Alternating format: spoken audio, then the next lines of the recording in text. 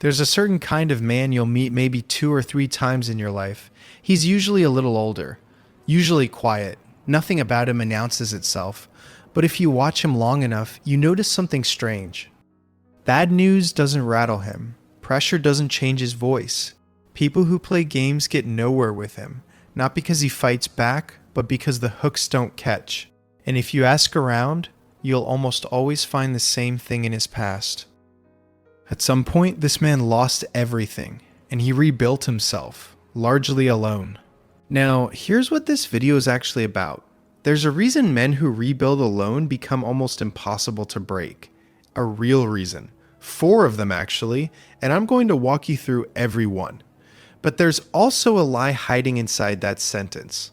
A popular, seductive, wildly viral version of rebuilding alone that produces the exact opposite.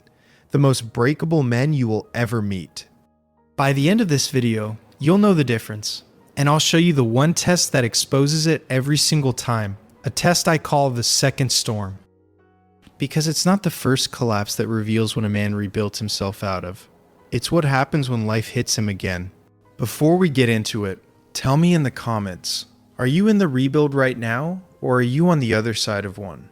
I read every comment. And the men in month 2 need to hear from the men in year 5 more than they need to hear from me. Alright, reason 1.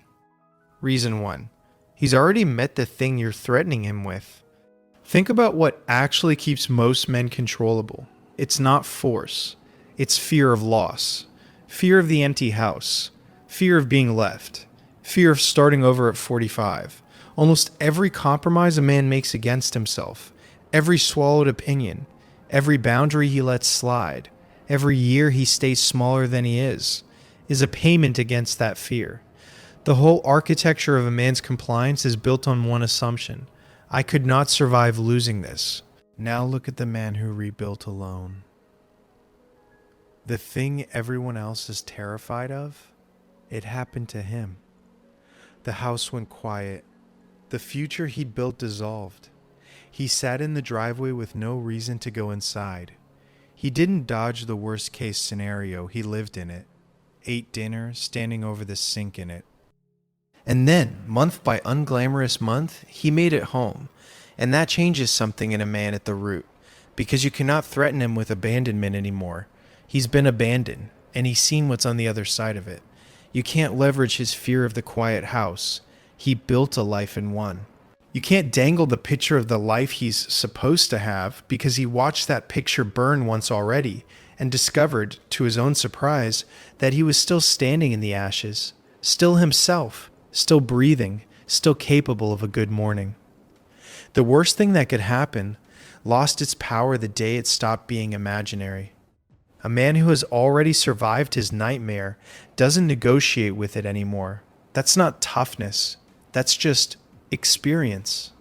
And you can see it in the smallest rooms. Watch a rebuilt man in a negotiation, a job offer, a hard conversation, a relationship laying down terms he knows are wrong for him. Everyone else at that table is managing a quiet panic. What if I lose this? He's the only one who's actually run the experiment. He knows precisely what losing looks like, what it costs, and that it's survivable. So he's the only one free to say the true thing, or to stand up and walk. People call that presence, or gravity, or he just doesn't seem to need it. It's simpler than that. He's the one man in the room whose fear has already been spent. But surviving the worst is only the entry fee. Reason 2 is where the actual unbreakability gets built. Reason 2, his sense of who he is moved indoors. Here's something I've noticed listening to men describe the years before their collapse. Almost every one of them was running on borrowed identity. His sense of being a good man came from her approval. A good week was a week she was happy with him. His sense of success came from the picture, the house, the marriage, the we, in every sentence he spoke about his own life. His mood on a Tuesday was set by someone else's mood on a Tuesday. Even his opinion of his own body, his own work, his own jokes, all of it ran through one reviewer. He was a man whose entire self-image was hosted on servers he didn't own. And when the relationship ended, the servers went down, and so did he. That's why the collapse feels like dying. It's not just losing a person, it's losing The only mirror you'd been using to see yourself. Now watch what the rebuild does, the real one. In the quiet, with nobody watching, nobody applauding, and nobody to perform for, a man has to answer questions he's outsourced for decades. What do I actually think? What do I actually want? Who am I when no one is reacting to me? And slowly, choice by choice, the meal cooked for no one's approval, the opinion held without permission, the no said without a speech, he builds something he may never have had before. An identity with its own foundation. Self-respect that is generated, not granted. And here's why that makes him so hard to break. You cannot take from a man what he produces himself. Withdraw your approval. He has his own. Go cold on him. His warmth isn't imported. The levers that move most men are all external, and his weight is no longer resting on anything external. Which leads directly to reason 3. The one almost nobody talks about, because it sounds too small to matter. Reason 3. He knows his own architecture because he laid every brick. There's a difference between a man who is strong and a man who got strong. And it's the difference between inheriting a house and building one. The man who built the house knows where every beam is. He knows what's load-bearing. He knows because he placed it exactly what he's made of. The rebuilt man earned his stability one boring rep at a time. He knows his mind starts lying to him on 4 hours of sleep because he watched it happen and fixed it. He knows that anger shows up dressed as the truth around month 10 because it did, and he set it down. He knows exactly how long his dark moods last, what shortens them, which habits are crutches, and which are foundations, not from a podcast, from data. His own. So when life shakes him now, there's no panic in it. He's not wondering whether he can survive a collapse. He has the receipts. He's rebuilt before, from less, with no map. Confidence built on hope is brittle. Confidence built on evidence is very, very hard to crack. A man who has already put himself back together doesn't fear breaking the way other men do, because he's the one holding the blueprints. Which brings us to reason 4, and to the lie. Because everything I've said so far, the internet has heard, and the internet did what the internet does. It took a truth and bent it into something that ruins men. Stay with me, because this is the part of the video that matters most. Reason 4, the real one. His piece is self-generated. And here's what that does not mean. There's a version of this message playing on a million screens right now, and maybe on yours. It goes, be the lone wolf, trust no one, need no one, cut everyone off. Women are a threat to your peace, friends are a liability, isolation is power. Monk mode, forever. And it's seductive, especially to a man in month 6, because his wounds are real, and that message dresses the wound up as a weapon. It tells a hurting man that his loneliness is actually superiority. And I need to say this as plainly as I can. That version does not produce unbreakable men. It produces brittle ones. Men who look like fortresses and shatter like glass. Here's the difference. And it's everything. The lone wolf man didn't build a foundation. He built armor. He didn't resolve his fear of being hurt. He just removed every situation where he could be. His peace isn't self-generated at all. It's completely dependent on nothing ever touching him. His world has to keep shrinking to stay safe. Fewer people, fewer risks, fewer rooms he'll walk into. And you can hear it when he talks because a genuinely rebuilt man barely mentions the past, and the armored man can't stop. Still angry, still explaining, still, years later, chained to the very thing he swears he's free of. That's not a man nothing can break. That's a man who's already broken and has simply banned all witnesses.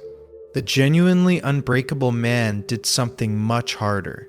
He used the solitude, really used it, the way we've talked about in the last 2 videos.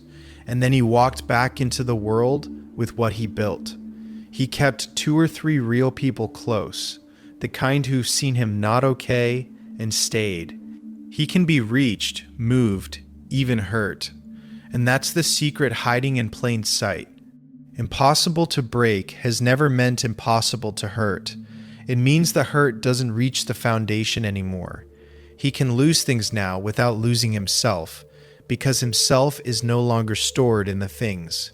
The lone wolf avoids the storm. The rebuilt man is fine in the rain. And there's exactly one way to tell them apart. I promise you a test. Here it is. The second storm. Sooner or later, life swings again. It always does. The job disappears at 51. A parent gets the diagnosis. A new relationship, because yes, rebuilt men often love again, ends or wobbles.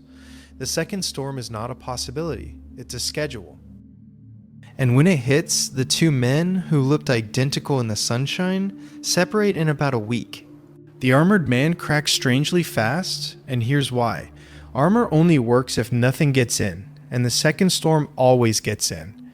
Worse, he's alone in it, actually alone, because he cut the lines years ago and called it strength. The isolation that felt like power in calm water becomes a locked room and a flood. No one to call. No one who knows him well enough to notice he's going under. The fortress becomes exactly what it always was. A cage with good branding. I've heard versions of this so many times, it's almost a pattern you could set a watch by. Two men, same company, same restructuring, both walked out with the same box of desk things on the same Friday. One of them had spent 5 years telling everyone he needed nothing and no one, and within a month he was unraveling in a silence he'd built himself, with no one close enough to even see it happening. The other had done a real rebuild years before, after his own collapse. Same box, same Friday, completely different year that followed. So watch the rebuilt man take the same hit. It hurts. Let's not pretend it doesn't. He never made himself numb. That was the whole point. But watch what doesn't happen. His identity doesn't wobble because it was never stored in the job or the outcome. His routines hold him. The sleep, the training, the work of his hands. Like handrails he installed years ago for exactly this weather. He doesn't spiral into the old fear because he's met this feeling before and outlasted it. And within a day or two, he does the thing the armored man has made impossible for himself. He tells someone real, sits across from a friend who's earned the truth and says, "This one's heavy." Not for rescue, just because he learned the hard way that carrying alone is how men sink Q. You wear it, Lee. He bends, he does not break, and everyone around him quietly recalibrates what they thought a strong man looks like. So, why do men who rebuild alone become impossible to break? Because the fear that runs most men has no leverage on a man who's already survived it. Because his identity moved indoors, where no one can repossess it. Because he holds the blueprints of his own strength, and because his peace is generated, not defended. But hold the full sentence, not the half the algorithm sells. The rebuilding happens alone. The living doesn't. The solitude is the forge. It was never meant to be the address. A forge you move into just becomes another fire. And one more thing, said straight because some man watching needs it tonight, there's a difference between the hard, quiet work of a rebuild and a dark that isn't lifting. Weeks of numbness, nothing mattering, a room that feels like it has no door. That second thing isn't a rebuild, and it isn't yours to out-tough alone. Talking to someone qualified, a doctor, a professional, is not the opposite of everything in this video. It's reason 3 in action. Knowing your own architecture, including the part that needs a specialist. The strongest men I've heard from are the ones who knew the difference. Tell me in the comments, the rebuild or the other side of it. And if you've been through your own second storm, tell the men who haven't what actually held. Your comment will do more for them than my whole video. If this channel is starting to feel like the honest version of all this, no lone wolf fantasy, no fairy tale, just what actually makes men solid, subscribe and stay with me. Because next time, a man's wife walked out on a Tuesday in March and his entire town felt sorry for him. What happened to him over the next 18 months shocked every single one of them, and it started with the strangest decision a broken man ever made. I'll see you there.